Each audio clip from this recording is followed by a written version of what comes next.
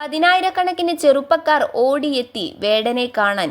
വേടൻ ദുബായിൽ എത്തുകയില്ല, വേടനെ ദുബായിൽ എത്തിക്കുകയില്ല എന്നൊക്കെ പറഞ്ഞു വെല്ലുവിളിച്ച തമ്പുരാക്കന്മാർക്കുള്ള മറുപടിയുമായിട്ടാണ് വേടൻ പറന്നിറങ്ങുന്നത്.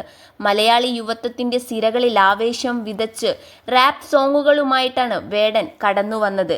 ഇവിടുത്തെ സവർണ തമ്പുരാക്കന്മാരുടെ ചങ്കിൽ കുത്തിയിറക്കിയാണ് വേടൻ എത്തിയത്. റാപ്പിലും ഹിപ്ഹോപ്പിലും ഒരു പുത്തൻ തരംഗം സൃഷ്ടിച്ച് യുവഹൃദയങ്ങളെ കീഴടക്കിയ ഗായകൻ വേടൻ എന്ന ഹിരൺദാസ് മുരളി. ദുബായിൽ നടത്തിയ സംഗീത നിശ ഏറ്റെടുത്തു ജെൻസി തലമുറ. കേവലം ഒരു ഗായകനപ്പുറം തന്റെ പാട്ടുകളിലൂടെ സാമൂഹിക യാഥാർത്ഥ്യങ്ങളെ ചോദ്യം ചെയ്യുകയും അവയെ കലാപരമായി അവതരിപ്പിക്കുകയും ചെയ്യുന്ന വേടന്റെ വേട്ട ദുബായിലെ സംഗീതാസ്വാദകർക്ക് പുത്തൻ അനുഭവമായി.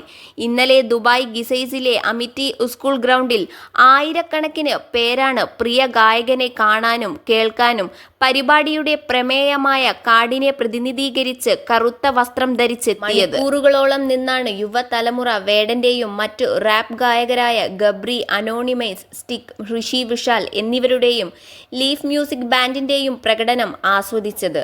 പാട്ടുകൾ കൂടെ പാടിയും നൃത്തം ചെയ്തും ആർപ്പു വിളിച്ചും അവർ പരിപാടി സംഗീതമയമാക്കി. വേടന്റെ സംഗീതത്തിന്റെ പ്രത്യേകത കേൾവിക്കാരെ ചിന്തിപ്പിക്കുകയും ആവേശഭരിതരാക്കുകയും ചെയ്യുന്ന തീവ്രമായ വരികളാണ്.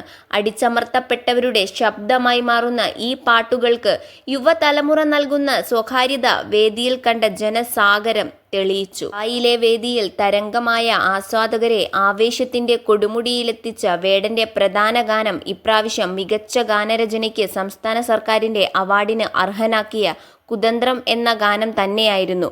കൂടാതെ കടലമ്മ, സോഷ്യൽ ക്രിമിനൽ തുടങ്ങിയ ഹിറ്റ് ഗാനങ്ങളും അദ്ദേഹം ആലപിച്ചു. പനി ബാധിതനായിരുന്നുവെങ്കിലും ആരാധകരുടെ ആർപ്പുവിളിയിൽ തളർച്ച കാര്യമാക്കാതെയായിരുന്നു വേടന്റെ കലാപ്രകടനം. ദുബായിലെ അരങ്ങിൽ വേടൻ പാടുകയായിരുന്നില്ല, അദ്ദേഹം സംവാദിക്കുകയായിരുന്നു.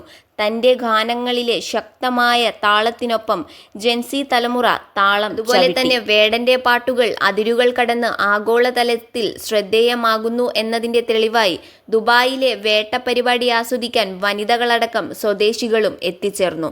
മലയാളി സുഹൃത്തുക്കളിൽ നിന്നറിഞ്ഞ് യൂട്യൂബിലൂടെ കണ്ടാസ്വദിച്ചും വാർത്തകളിലൂടെ മനസ്സിലാക്കിയുമാണ് ഇവരിൽ പലരും വേടനെയും അദ്ദേഹത്തിന്റെ വിമർശന മൂർച്ചയുള്ള വരികളെക്കുറിച്ചും അറിഞ്ഞത്.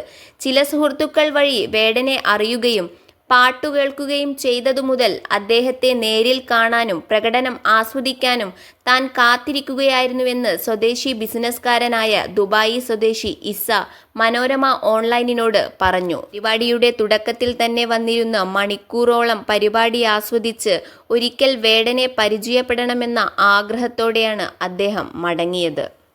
വേടൻ കേരളത്തിലെ റാപ്പ് സംഗീതത്തെ പുതിയൊരു തലത്തിലേക്ക് ഉയർത്തിക്കൊണ്ടുവന്നുവെന്നതിന്റെ സാക്ഷ്യമായിരുന്നു ദുബായിലെ ഈ സംഗീതവേട്ട.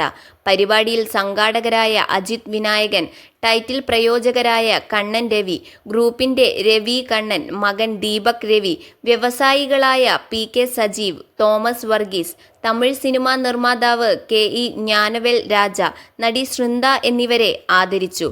നടൻ മിഥുൻ രമേശ് ജിബിയെ എന്നിവരായിരുന്നു അവതാരകർ.